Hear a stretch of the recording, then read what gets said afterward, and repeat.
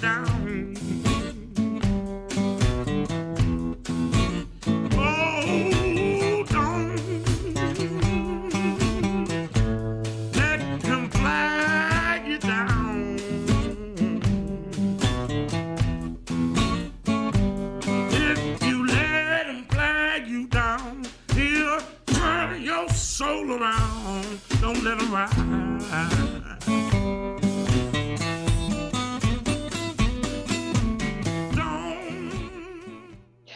Larry Bell on guitar, blues guitar at that. He's very proud of that.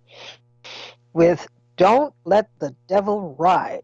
It's the title track of his 2012 album, but it is, believe it or not, a major uh, gospel song. And you see the ready transition into the blues, as much of gospel is. It's really about the blues. This is Leid Stories. I'm Nutrice Leid, and we're tackling two things today. Well, I did say yesterday that we will continue the conversation from yesterday, which had to do with uh, what's what was the reason? How do we understand the logic, if there is logic, to the decision by African Americans starting in South Carolina, and it looks like it will go on for some more states today, by the way. Who is voting today in Super Tuesday? We have Alabama, Arkansas, California, Colorado, Maine, Massachusetts, Minnesota, North Carolina, Oklahoma, Tennessee, Texas, Utah, Vermont, and Virginia, as well as Democrats abroad. And uh, we also have American Samoa voting today. Uh, what they're voting for is delegates that the candidates will have to snag to reach their quota, and then from there it goes on into another round. This is all so silly to me. It's just preposterous. You have a country that's supposedly leading the way in science and math, and yet we go through these things. Um, but there is a science to it, and the science is to frustrate the heck out of people and to build in as many ways to deny a typical outcome. For example, let's go back to South Carolina, for example. We had in South Carolina, things were pretty heated. Uh, um, we had Buttigieg, we had Mayor Bloomberg, we had all kinds of people deciding that they're going to take the opportunity to turn things around starting in South Carolina. Okay. Up until South Carolina, Joe Biden was a pitiful man. He had no prospects. Things were looking quite dim. He hadn't impressed at all up until that point in debates, what they are calling debates. He hadn't impressed anybody. In fact, it was quite depressing to watch him perform. What he was hoping and praying for, he actually received. He was hoping and praying to just last until South Carolina. Why? Because he knew it was organized. It was planned that South Carolina was where he will be revived, where he will be reborn, where he would have really a good shot as a bona fide candidate up until South Carolina. You may recall from watching these Q&A sessions, Biden was not at all impressive. So he couldn't by himself score high points like a Buttigieg did, for example. On his own, he impressed whoever was his base, but he performed impressively and had all the trappings of a bona fide candidate. Like he had a machine. I mean, this is how it appeared. Buttigieg came in, he had a machine, he had people who wanted him to win. He had a constituency, a natural constituency, because he's a gay man. And he had a vision. He had youth on his side. Everybody else in the race was kind of hanging, hangdog. But what did Joe Biden bring to the party? What did he bring? Well, he brought experience. That means he's old. Okay. So, there's experience and then there's experience. There's a kind of experience you have when, with age, you gather knowledge and expertise and contacts, and you come with a base. He didn't do that. He just walked in and, was basically hoping that everybody would remember he was Vice President to Barack Obama. Okay. And up until South Carolina, we can safely say that he might have been sympathetic to some of the initiatives undertaken by Obama. Did he initiate any of them? Did he fight for any of them? Was he a point man on any of them? Did he lead the fight on any of them? It worked out well for Obama too. He was less scary having an older white man as his vice president, so as to communicate to the world at large. He would not be prone to, as I say, bolting from the plantation. He put himself he elevated Biden's credentials by selecting him. It was an interesting move because Biden, as vice president, had to be tutored by Barack Obama. And good thing Biden paid attention. Good thing Biden did his assignments reasonably well. Because the benefit to him was he got automatically access to a community he had not invested in, really. Like any of the other white politicians, including white Southern politicians, he got what he had hoped for. Some of my best friends are black. Okay. But this time around, there is no Barack Obama. And that's why his candidacy had faltered for so long. You may recall when the whole hype was about,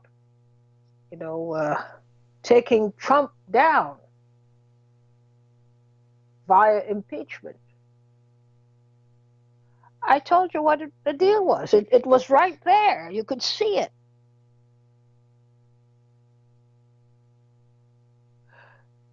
the whole fight wasn't really against Trump. It was to protect Biden because his credentials are shallow when it comes to the African American community. And he's running. He had personal problems. His son had personal problems. They had major problems with that arrangement in Ukraine, which still has not been explained. So he needed protection from then.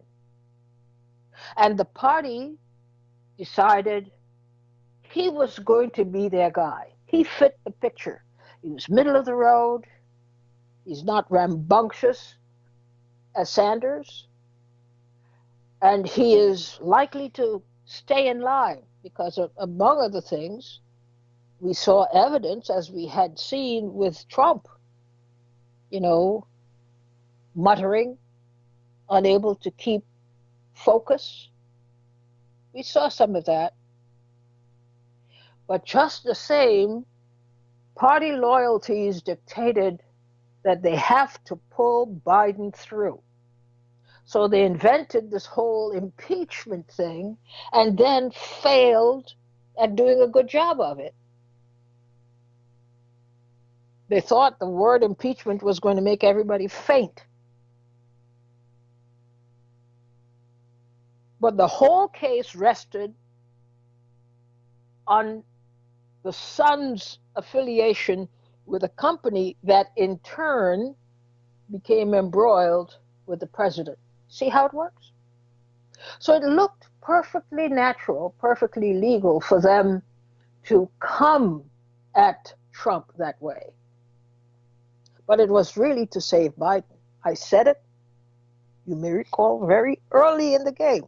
This has nothing to do with impeachment because Trump is a renegade president, breaking the law left and right. Yeah, they knew this from day one. But the point was, it was a perfect time, as my friend would say, a curious concatenation of events that brought all of this together. So it looked perfectly natural that the Democratic Party is taking on Trump because he did many crooked things in Ukraine. Well, we know somebody else who had been charged with doing many crooked things in Ukraine. But the kind of ammunition that they had against Trump outweighed the kind of ammunition the other side had against Biden and his son. That fight still isn't over, by the way. But it served a purpose. And this is why I say the Democratic Party really went to its scuzziest level with this impeachment trial. And it lost. It gambled, it lost. Because of very poor leadership. Very poor leadership. There's no way they should have lost that case if they had competent representation in a court of law. But water behind the bridge, under the bridge.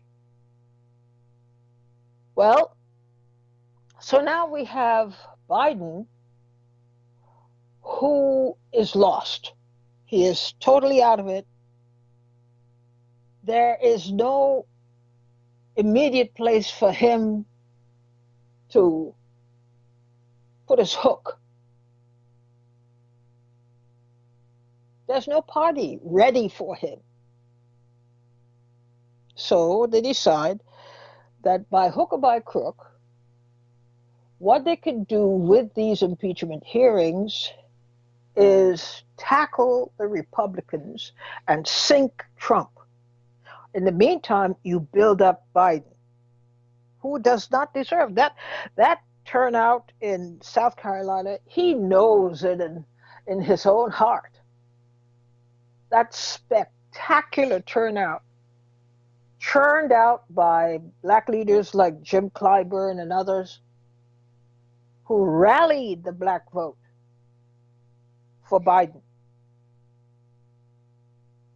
And there was something particularly offensive about that to me. People thought it was such you know, a heartstring moment. Not for me. I said, there we go again. Precisely at a time you had an opportunity to break with the plantation, you went and got some better locks to lock yourself in it, to tie yourself with this Democratic Party. You can't get away from it. You won't get away from it. And there was a magnificent opportunity to say, we going, thank you for everything, but we leaving. This party continues to hold to its tradition of marginalizing the black vote, marginalizing the Latino vote, and lately marginalizing the Asian vote. It's to its detriment, but they keep doing it in your face, and they're winning at it. And I wonder, what is it with these folks that they're not seeing what they're doing? They're not understanding what they're doing. This is precisely the time to misbehave. This is precisely the time to break. Because isn't it odd that every single voting time, black people, people of color, come last on the list? We don't even get a quid pro quo. We don't deserve even that. And the only thing that you're looking for is somebody to show up like an automaton at a voting site and press the lever or press the button for Biden. This has got to stop. This self-flagellation has got to stop. We get nothing. We get nothing out of Joe Biden. He has yet to state a principle that he stands by, specifically aimed at the African American community. He gives you nothing but platitudes. We're done with that. You've gotten from the African American community more than you ever deserve. They made you. They kept you.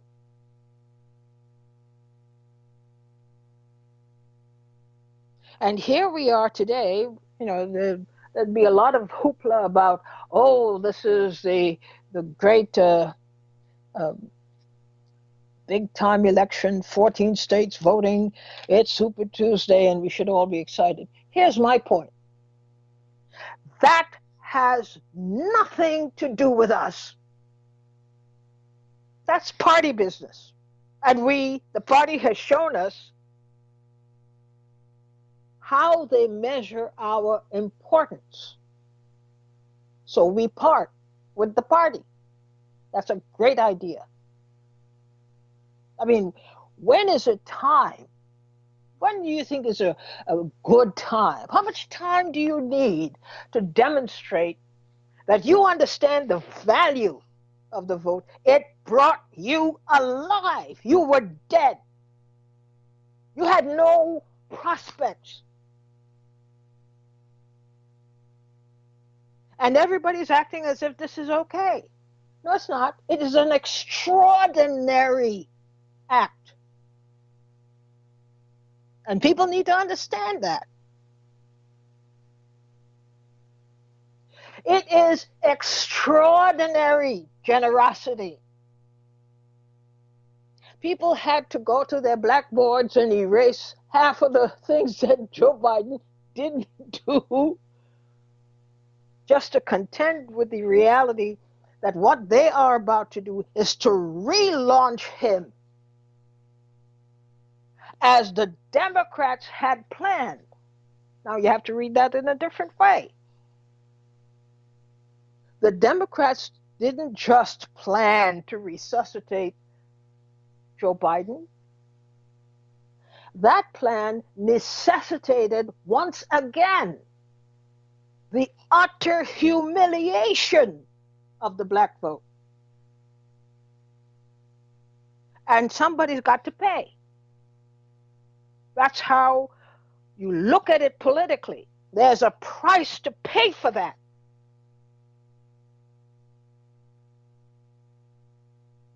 In 2020, people are still following the old playbook.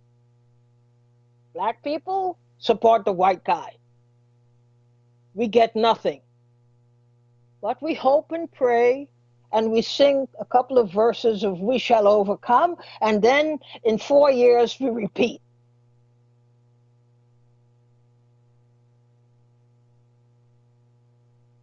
I say to the African American community, to communities of color, you're either ready or you're not. You either understand what time it is or you don't. Stop playing games, because you are playing games with a possession so rare, given at the expense of people's lives. The investment they had made just to achieve certain things that you would consider parity in this racist nation.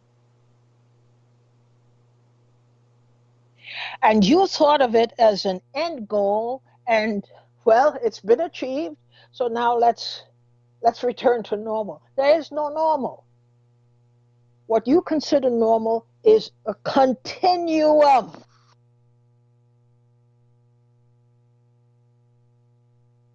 of struggle.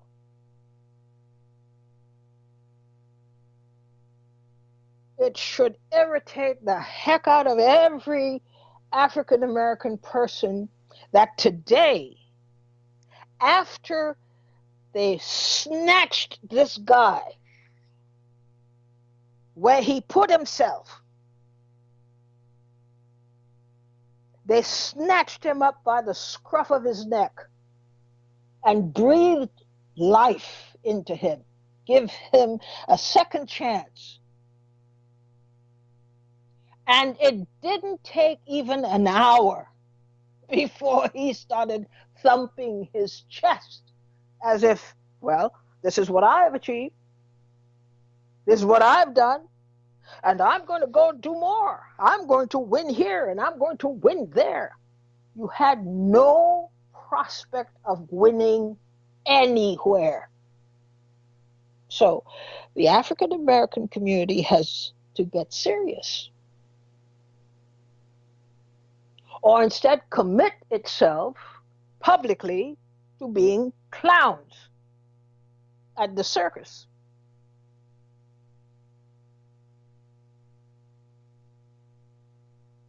What have we gotten from this party that had anything to do with what was outlined as the plan for our people? What did we get?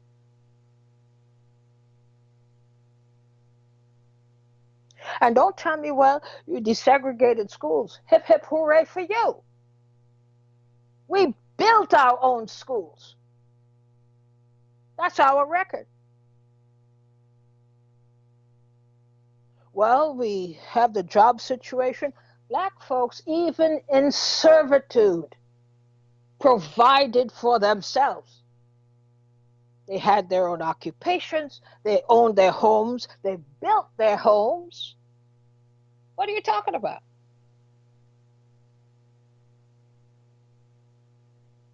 They had microeconomies going. Yes, slavery, yes, no question about it. But we also have evidence that some demanded payment and got it. That should be number one on the list. Who deserves reparations in this country and still didn't get it? That's justice. That's a justice agenda. I don't hear anybody addressing it, including Sanders and the so called progressives. They might have forgotten. They might have forgotten the vision. But it is irritating me more that the people who should be very, very adamant that they get what they deserve, they get what they were invested in, they get this party to stop playing games, and they should stop playing games with the party. This party is not for you.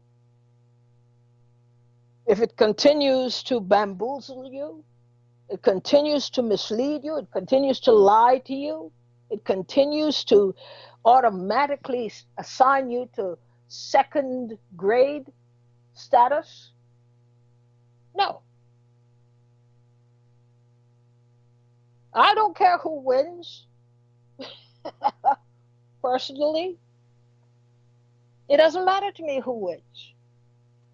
It matters to me that we win. It matters to me that we have an agenda that the Democratic Party openly commits to. That's what I say. Other than that, you could keep all your candidates and your your all day voting and your Super Tuesday and all. You could keep that. That does nothing to me. I still know that on the books show that you owe this community, and you better start pinpointing how you will implement your plan of repayment. I'll stop here right now, give your nerves a little bit of time to cool off, and I'll come right back right after this. Don't let him be your boss. Oh, don't let him be your boss.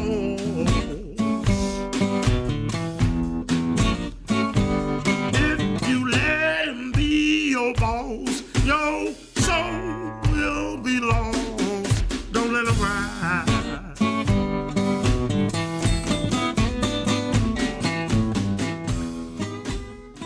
Listening to Leid Stories on PRN.FM. I'm your Trace Leid, and we're picking up from where we left off with each other yesterday. I'm a little bit agitated, as you can tell, but rightly so. The number to call to be in on this conversation is 888-874-4888. I promised you yesterday, those of you who weren't able to get in on the conversation because we were overloaded, today's your day at 888-874-4888. Tony Orlando. Tony from Orlando. You're on the air. Hi, Trees. Thanks for taking my Hi. call. Thank you for calling. To quote Willie from Brooklyn last week, I'm scared. I'm scared to talk to you right now after all that you just gave us. I'm scared right now, you Trees.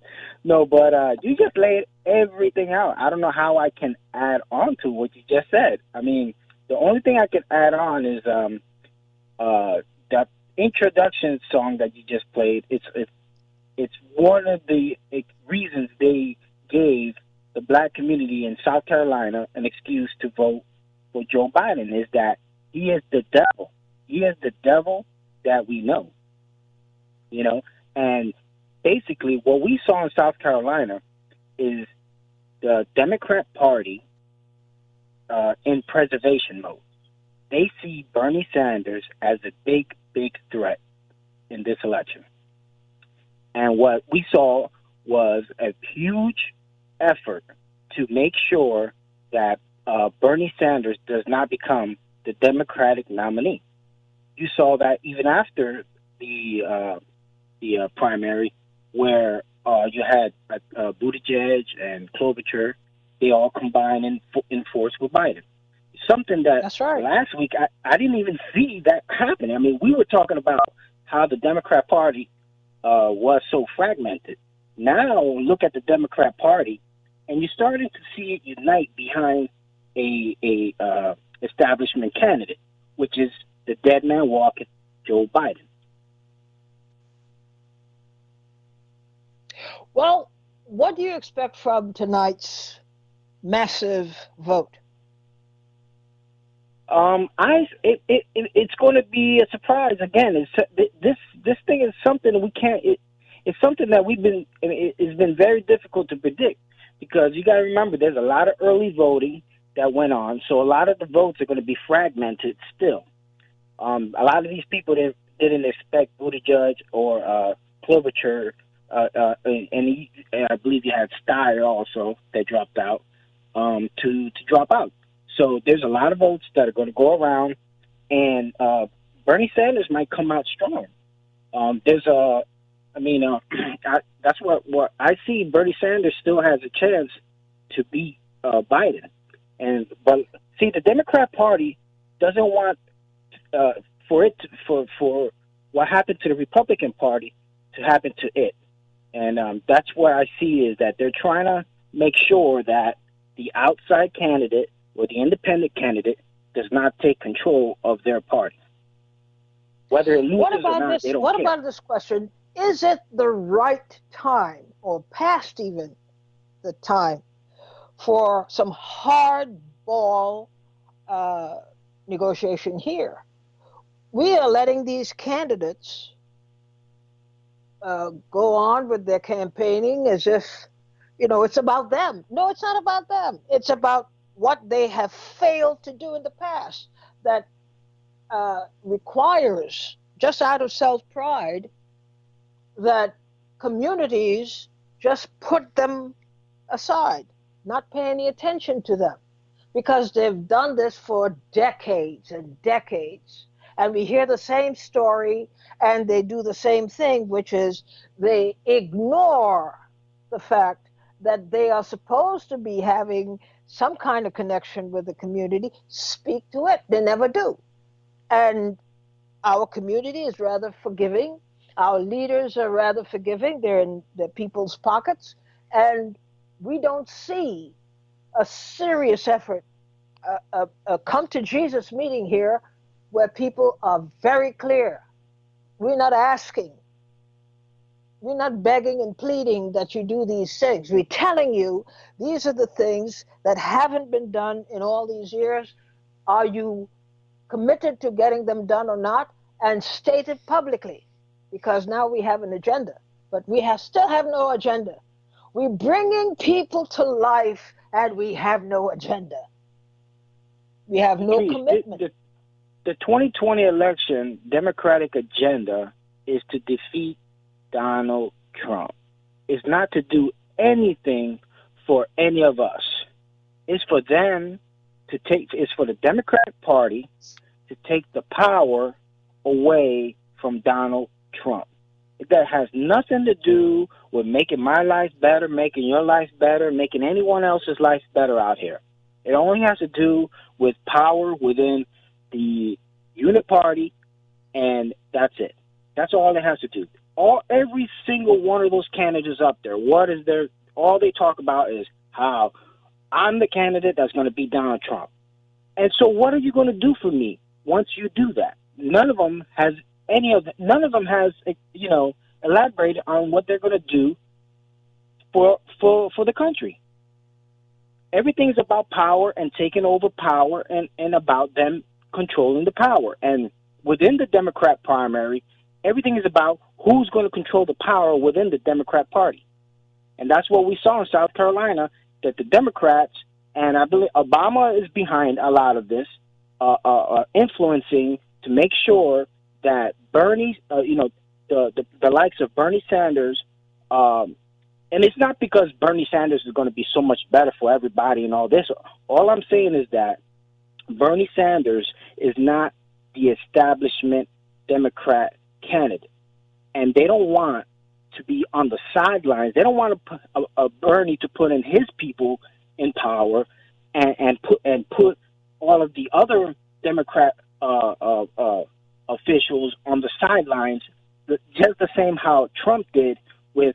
I'm sure you heard of the term the Never Trumpers, where you have a lot of conservatives that were supposedly conservative or Republican, but now hate their Republican or conservative president. And they don't want to be the Never Bernies. And that's what we're seeing. Well, we'll get a hint tonight as to which direction this party is headed. Thanks, E, for calling in. I'm not E, Tony. Thank you so much for calling in. E from Edgewater, you're on the air. Hi, Treese. Hello. Well, I think you and Tony are being taken for a ride. And, the news, they put out these stories, they're playing it out, and they throw the bait in the water and you're going with it. And your imagination's going wild now. 6 months ago, I told you, Biden, before he was even in the race, Biden's going to get the nomination. Bernie, because of the way he's being treated, this is the way it's all being produced. It's a stage play. They're all in on it together, and we're being taken for a ride. So now Bernie will be forced to run as an independent this time, and it's all designed to have Donald Trump win again. And it'll seem believable to everyone that this man, Donald Trump, could win 2 terms. I said it from when he first won against Hillary. That's when it was all revealed that it was just a play going on, and Hillary didn't want to be the president. She wanted to make sure Trump was, because he's the patsy in the whole thing. He gets blamed for everything, and because it's all rigged and set up, he doesn't worry ever. He goes on being a big shot because he knows everything's going to be all right for him. He's got 8 years to be the president. And why? Because politicians don't want to be in there anymore. So they all have to play it together. That's why I told you 6 months ago, it's Biden. Bernie will be running as an independent. They'll take votes from each other, and everybody will believe Trump squeaked out a victory because of what happened between Biden and Bernie. But Bernie isn't running as an independent tonight. What? Bernie is not running as an independent today or tonight. I know, but once Biden gets the nomination, because of what they're doing to Bernie now, everybody thinks that Bernie's getting picked on, and they're trying to, and now they're making Biden look good. Biden had to start off slow, acting like he's, not all there. And then it's more dramatic that way, so that they get your attention, they get everybody's attention, they get the fear in you, you grab the bait, you take it way out, you're going on a run now. The impeachment was to protect Biden. How did that protect him? They exposed that his son's done illegal things. It would be totally illogical to have him as the candidate for the Democratic Party when they already got stuff on him. This is all designed to make a big story up to get to the bottom line of Trump being president again, and why people would believe it was possible.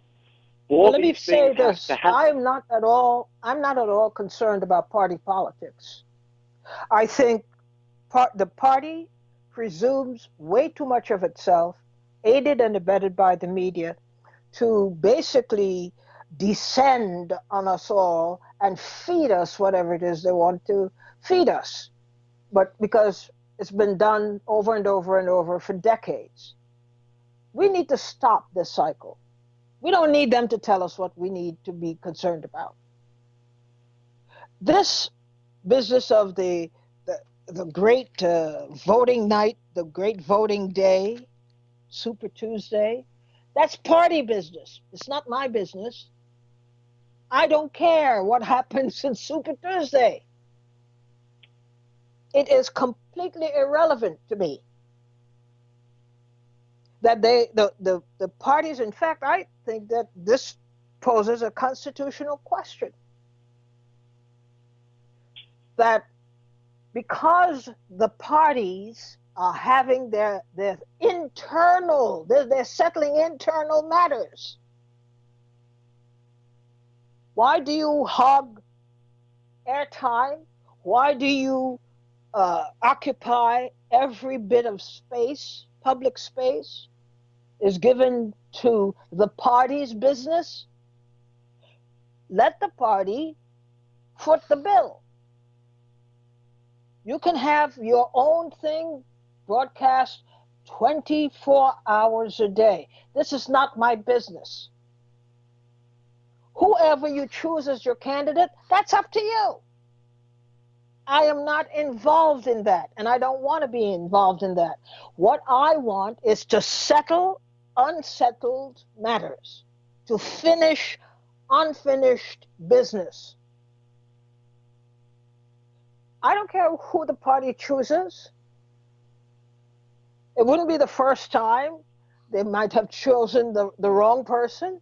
That's their business. That's internal party business as far as I'm concerned. It has nothing to do with me. But you, Treese, Yeah. when I was 9 years old, 1963, I saw Kennedy get murdered, and I said there's something really wrong with the government. Since then, it's all been an arrangement. I don't know how I'm going to get you to believe, but if Bernie runs as an independent and Biden wins the nomination, will you start believing me then? No, I don't believe in any body per se. I believe in my own brain. I believe in my own research. I believe in what people I know who have spent years and years and years and years studying and researching. I would believe them. But I am not carrying the Democratic Party and its aims and objectives in my head as priority items.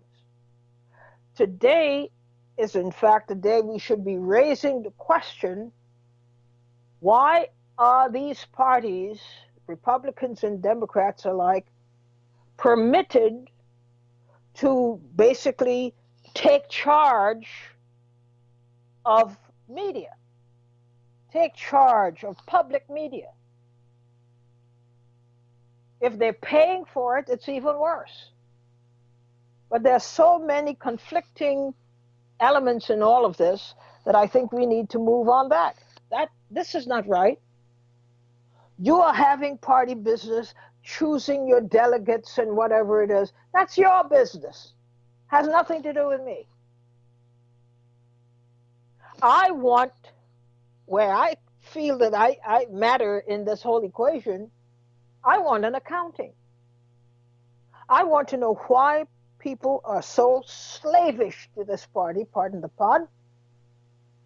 And I want to know, why is it that this party, this particular party, with a history of solid support from one sector of our society in particular, still refuses to deliver?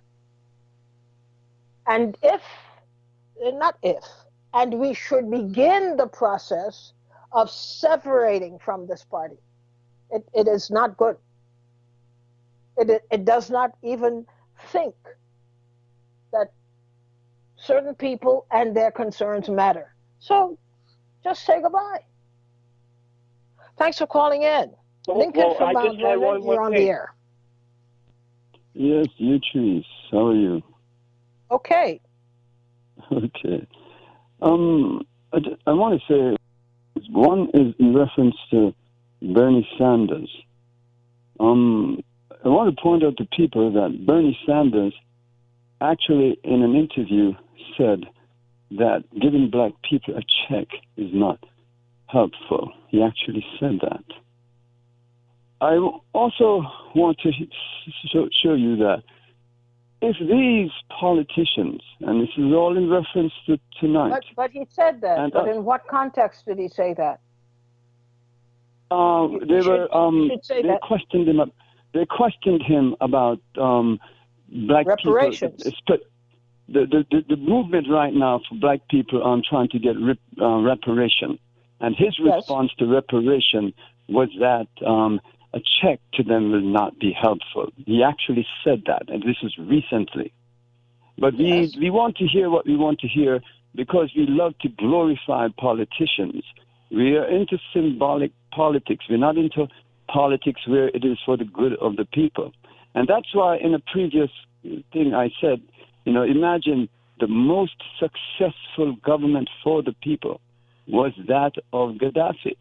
There is no country. We're not having, wait a minute, we're not having a contest here because you're not really in a place to make that judgment about who was the most successful and who was not the most successful based on what criteria. Shows that. Did you yourself go there and study it? No, this is a known fact. Okay. It is a known fact. No. You can't argue and just say it's a known fact. If you could go do the research yourself and you'll see that it is so. I am not going to do the research because that's not my position. Well, I'll continue to say what I have to say, but maybe Friday I'll call you and I will enumerate all his successes. But what is the point of it? So just what to I'm prove that is, he was different and perhaps even better? No.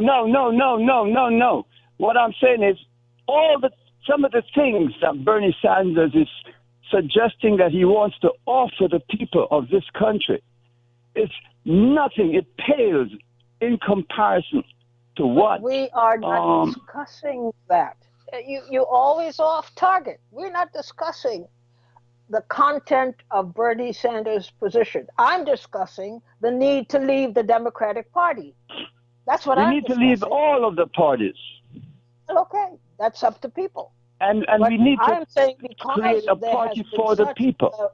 Consistent and massive investment in this party. It is unacceptable in 2020 to have the same go-round, the same silly ceremony of pretend democracy. We should be done with that. Thanks for calling. And one of the reasons why we are in... Sorry, go ahead. Okay. Ed from Jamaica, Queens, you're on the air. Ed? Okay, Ed isn't there. You see, this is where we should be and should have been a long time ago. I don't care who is elected and who is not elected and, who's looking to run for what seat. It doesn't change my condition. That's what I'm worried about. And that goes for the progressives. It goes even for the socialists and the radicals. Who is going to commit or who will do the job of fulfilling commitments made decades and decades, and even in some cases centuries ago? Here we are taking care of the party's business. I'm not a member of the party. I don't want to be a member of the party. I have no interest in promoting a party that has such a treacherous record.